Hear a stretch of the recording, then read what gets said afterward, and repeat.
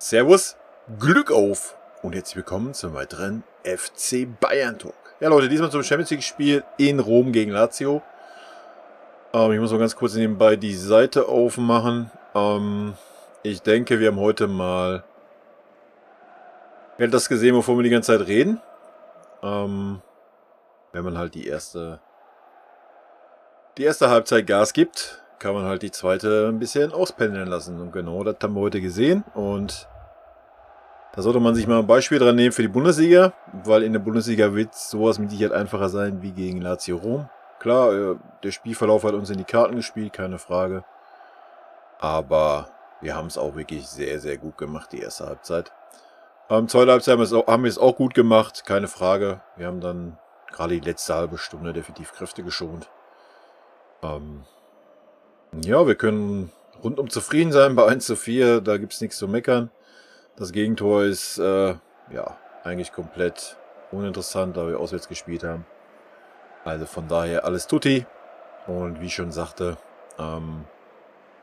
sollte man sich mal ein Beispiel Bundesliga dran nehmen. Ich würde sagen, wir hauen uns erstmal die Statistiken rein. Ballbesitz 56%, relativ wenig. Hängt aber damit zusammen, dass wir die zweite Halbzeit einfach ein bisschen ruhiger haben angehen lassen. Abseitsstellung 4-1, Fouls 13-11, Zweikämpfe 50-50. Ich kann auch gleich nochmal aktualisieren, aber dass sich noch wieder irgendwas ändert hier.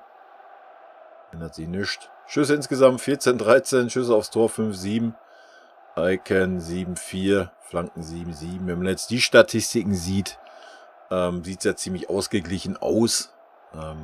Das war es nicht wirklich. Also Lazio hatte das Tor, dann nochmal den Einschuss, den der Neuer gut pariert hat. Und die restlichen war so erste Halbzeit so rückgabenmäßige. Gewonnene Zweikämpfe, Sané 9, Davis 8, Süle 8. Sané 9 überrascht mich gerade ein bisschen. Aber da kommen wir gleich noch zu, wenn ich auf die einzelnen Spieler drauf eingehe. Gefordert worden, schenken wir uns. Ballkontakte 113 Alaba, 101 Davis, 95 Süle. Schüsse insgesamt Sané 3, Levi 3, Alaba 2. Ja, das waren die beiden Freistöße, die mal mit übers Tor gingen, Alter. Lächerlich. Torschussvorlagen, Sané 2, Levi 1, Goretzka 1. Ja, das sind jetzt die wahnsinnigen Statistiken, die nicht wirklich das Spiel widerspiegeln, wie ich finde. Es war eine ganz souveräne Leistung von uns, muss man so sagen. Erste Halbzeit war bockstark, man hat gesehen, wir haben Bock, man hat gesehen, der Levi hat Bock. Man hat mal Musala aufgestellt, wow. Ich hoffe, dem Hansi ist da nichts aus der Krone gebrochen.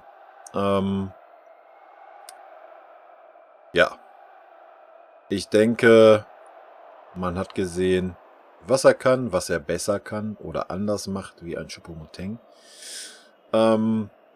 Habe natürlich die Aussagen vom Hansi gelesen, darauf angesprochen, wo er gesagt hat, ja, die Trainingsleistung war nicht so und die Leistung im Finale der Club-WM war nicht so, dass er ihn aufstellen konnte. Wenn man einen jungen Spieler damit erziehen möchte, kann ich das in einer gewissen Weise nachvollziehen. Wenn dann aber ein Choupo-Moting gegen Bielefeld unsichtbar ist, im zweiten Spiel gegen Frankfurt noch unsichtbarer, ja, dann muss man ihn zur Halbzeit auswechseln, ja. Was ist das für eine Auswechslung, wenn man dann in der 82. Minute den Musiala bringt? Das ist kompletter Schwachsinn gewesen, ja. Trainingsleistung hin oder her, es gibt genug Spieler, die im Leben schlecht trainiert haben, aller voran Mehmet Scholl oder sonst wer bei uns. Wenn die Leistung im Spiel stimmt, da muss man das auch mal hinnehmen. Ja? Wie gesagt, ich verstehe das in einer gewissen Art und Weise, dass man sagt, das ist so Erziehungsmaßnahme, der ist noch jung. Aber erstens sollte der Flick wissen, dass ein junger Spieler halt auch mal Schwankungen hat. Ja?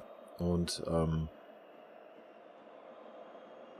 so schlecht war er jetzt bei der Club-WM auch nicht. Ja? Er war nicht so gut wie sonst. Bin ich ganz bei ihm. Klar sehen wir nicht die Trainingsleistung und sowas, alles gut. Wie gesagt, kann man dann auch machen, ja, aber dann kann man ihn trotzdem, wenn der anderejenige, der trainiert wie ein Weltmeister und da der Gott ist und im Spiel absolut nicht zu sehen ist, ja, Leute, muss ich nicht weiter erläutern, oder?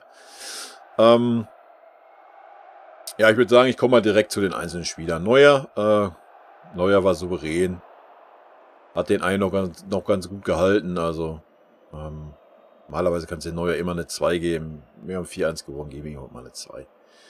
Süle, 2 plus mit Sternchen. Süle hat mir mega gut gefallen. Ja, also ich sehe ihn da im Moment als besten rechten Verteidiger. Sieht zwar immer lustig aus, wenn er vorne anfängt Übersteiger zu machen mit seinem ominösen Körper oder da 3, 4 Leute austanzt. Ich denke, das haben die Italiener auch nicht so viel Richtung gehabt, dass er so ein Tank auf einmal da so technisch die Kabinettstückchen rausholt. Sah schon witzig aus, aber er hat super gemacht. Klar, gehen uns dann die Flanken ab, ja. Aber dafür ist er dann auch nicht wirklich da. Hinten war er mega.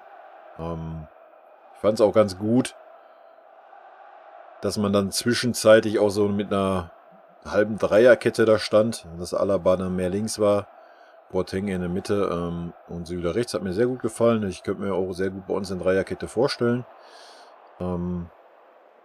die im Aufbau eine Dreierkette ist und ansonsten vielleicht auch zu einer Fünferkette wird. Könnte ich mir schon gut vorstellen mit 3 Innenverteidiger hinten, wer weiß. Wie gesagt, Süle war für mich mega stark. Hat vorne gut gedribbelt, hat vorne 2 Kämpfe gewonnen, hat viel abgefangen, hat auch gut mit dem Boateng geklappt, dass der Boateng dann rausgerückt ist, wenn der Süle noch ein Stück vorne war und der Süle dann in die Mitte gegangen ist für den Boateng, was natürlich ein Innenverteidiger dann sowieso kann. Hat mir sehr gut gefallen. Auch Boateng hat mir gut gefallen, war eine konstante Leistung. Ich habe nicht eine schlechte Aktion gesehen von ihm. Würde ich auch eine 2 geben heute. Alaba, ja, ihr wisst, so ein bisschen spielt da immer noch so die Rolle mit. War nicht schlecht heute. Ich würde ihm eine 3 geben. Das Gegentor sah ein bisschen unglücklich aus, wie ich fand. Aber da sahen alle ein bisschen unglücklich aus. Aber Alaba war dann der da noch vielleicht hätte was machen können. Aber da kann man ihn auch keinen Vorwurf machen. Das war halt einfach... Ja, da waren wir nicht nah genug dran. Da waren wir nicht fickerig genug. Vorne die beiden Freistöße ist natürlich unterste Kanone, ja. Wenn man den ersten schon so versemmelt, Alter, dann muss man nicht den zweiten da auch noch schießen. Dann lasst da jemand anderen schießen. Das hat mich ein bisschen geärgert. Ansonsten hat er wieder 2, 3 Mal diese Aktion gehabt, wo er wie ein Bekloppter dann versucht nach vorne zu laufen und als einzigster zu pressen. Dann fehlte er wieder hinten. Und zum Glück konnte Lazio das nicht ausnutzen. Das war in der zweiten Halbzeit auf jeden Fall einmal. Das war wieder so, ja, komplett sinnfrei. Das kannst du halt einfach nicht bringen als Innenverteidiger. Vor allem, weil dann auch keine Absicherung da war. Ja? Also kann man sich schenken. Alphonso Davies, ganz klar 2. 2 plus sogar, würde ich sagen. Hat dann eine bärenstarke Leistung gemacht. Ja, hat hinten 1, 2 Laufduelle auch verloren. Ja, der Gegenspieler war halt einfach auch mal schnell. Ja? Hat es aber gerade nach vorne hin super wieder gemacht. Nicht immer diese scheiß Quer- und nach hinten Pässe, sondern auch nach vorne mit reingerückt, mit angeboten. Ist wirklich wieder in Topform. So wollen wir ihn sehen und bärenstark. Genauso wie Kimmich. Kimmich war der Lenker und Denker, hat man gesehen. Hat es dann auch gut geschlossen, die Lücken nach hinten hin. Ist sehr viel geackert. Goretzka genauso. Goretzka war erste Halbzeit mega gut. Haben wieder sehr gut harmoniert. Von daher Kimmich und Goretzka für mich auch eine 2. Sané fand ich, Sané hat jetzt die Rolle von Gnabry übernommen. Ja? Man hat es gesehen, hat 8 Zweikämpfe gewonnen. Ich denke mal, da zählen seine Dribblings.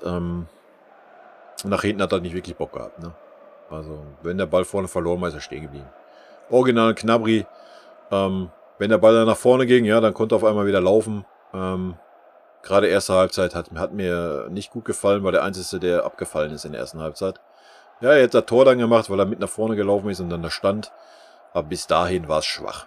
Ja, da muss mehr, da warte ich mehr. Ich weiß nicht, ob er nicht ganz fit ist, ob es daran liegt, dass er nicht genug Kraft hat, um mit nach hinten zu laufen. Auch zweite Halbzeit, erste Halbzeit den Süle da auch oft allein gelassen. Wie gesagt, da hat der Boateng dann so ein bisschen rausgerissen, dass er mit rausgerückt ist und so.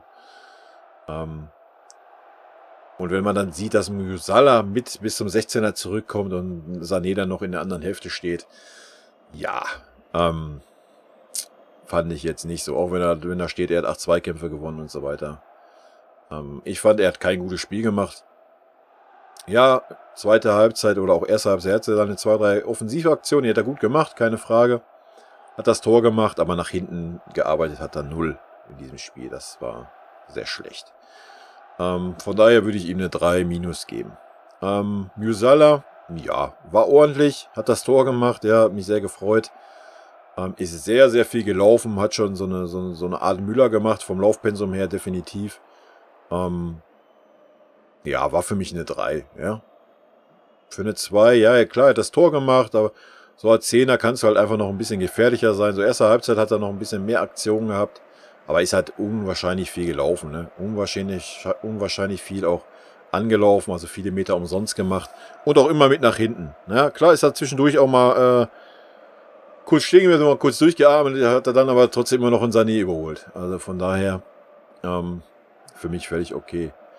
Coman war heute auch ein bisschen unglücklich. Ja? Hat geackert, ist auch umso länger das Spiel ging, umso besser kam er auch ins Spiel.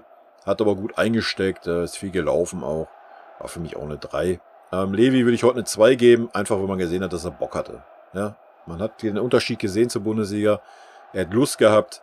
Er hat sich in die Zweikämpfe gehauen, was in der Bundesliga nicht so war. Hat das Tor gemacht, hätte auch noch 1, 2 mehr machen können.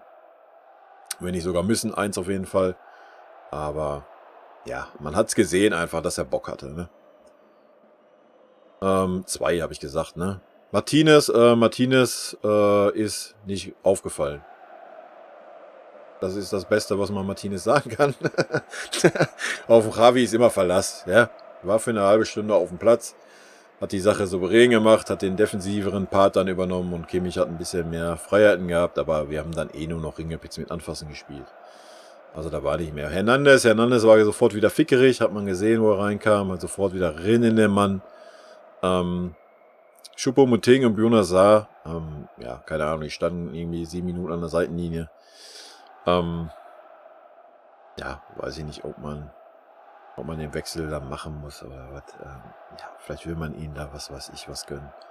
Keine Ahnung. Ich fand es aber gut, dass er den Buona Sarr nicht für einen Süle gebracht hat, sondern dann für einen Sané. Ich denke, das könnte man auch mal in der Bundesliga ausprobieren, wenn der eine Position weiter vorne spielt. Nach hinten hin ist der einfach eine Katastrophe. Ich weiß nicht, wie der bei Olympique Marseille oder woher kam, ein Verteidiger gespielt hat. Also nach vorne hin, klar, hat er seine Fähigkeiten, ist schnell, ist agil.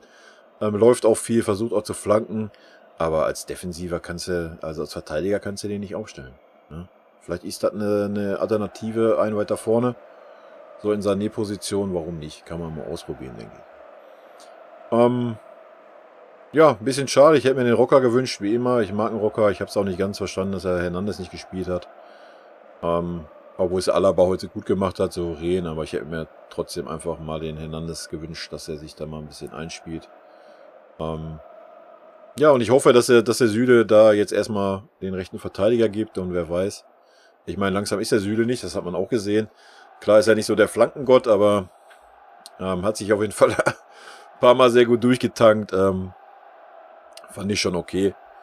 Und ja, ich denke, viel mehr gibt es da heute gar nicht zu sagen. Ja. Ich meine, es ist auch schon spät, ich habe gleich Frühschicht, von daher denke ich, wird es mal ein bisschen kürzerer Talk. Wie gesagt, wir haben verdient gewonnen, wir haben hochverdient gewonnen, wir haben das Spiel absolut zu jeder Zeit im Griff gehabt. Haben uns dann auch durch das 1:4 nicht aus der Ruhe bringen lassen. Haben dann schlauerweise irgendwann gesagt, komm, wir hauen 2 Gänge raus. Aber trotzdem hatte man nie das Gefühl, dass wir unsicher wären hinten. Ja, wir waren super, super sicher hinten heute. Das, obwohl Sané wirklich den Süle oft genug da hat alleine stehen lassen. Hat es da mit dem Boateng gut rausgerissen. Und der Kimmich natürlich hat auch viel nach hinten mitgearbeitet. Ja, ich denke, darauf kann man aufbauen. Ich bin gespannt, wie es in der Bundesliga sein wird. Aber das ist halt, wie wir alle uns das wünschen, denke ich. Ja? Wenn man weiß, man hat keine PS, kann man nicht so auftreten wie in Frankfurt die erste Halbzeit und sagen, wir spielen keinen Fußball. Und dann die zweite Halbzeit alles reinballern, was geht. Dann sieht man halt, dass das einfach nicht mehr reicht. Ja? Da macht man es doch lieber andersrum. Man gibt die erste Halbzeit Vollgas und ja, entweder führst du dann 3-0 oder du führst nur 2-1 oder sonst irgendwas. Aber ich denke, wir haben immer die Klasse, um uns die Bälle zuzuschieben. Das haben wir seit Pep einfach drinne. Und auch wenn der Gegner dann Pressing spielt, können wir uns daraus befreien.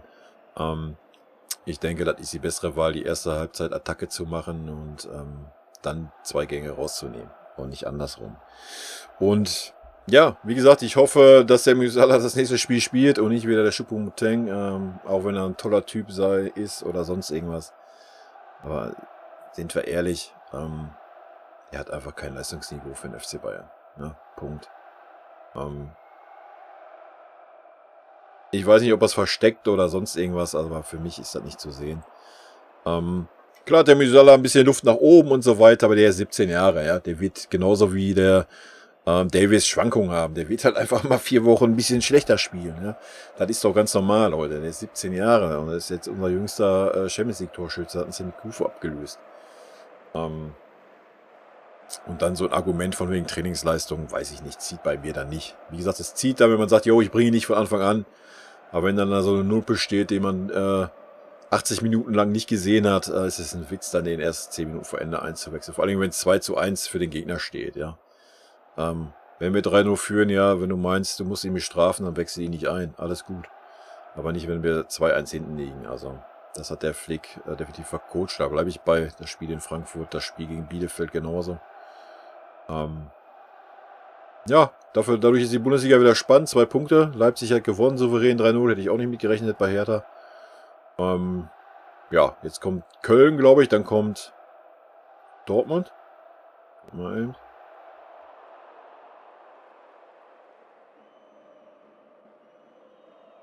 Ja, spielen jetzt gegen Köln.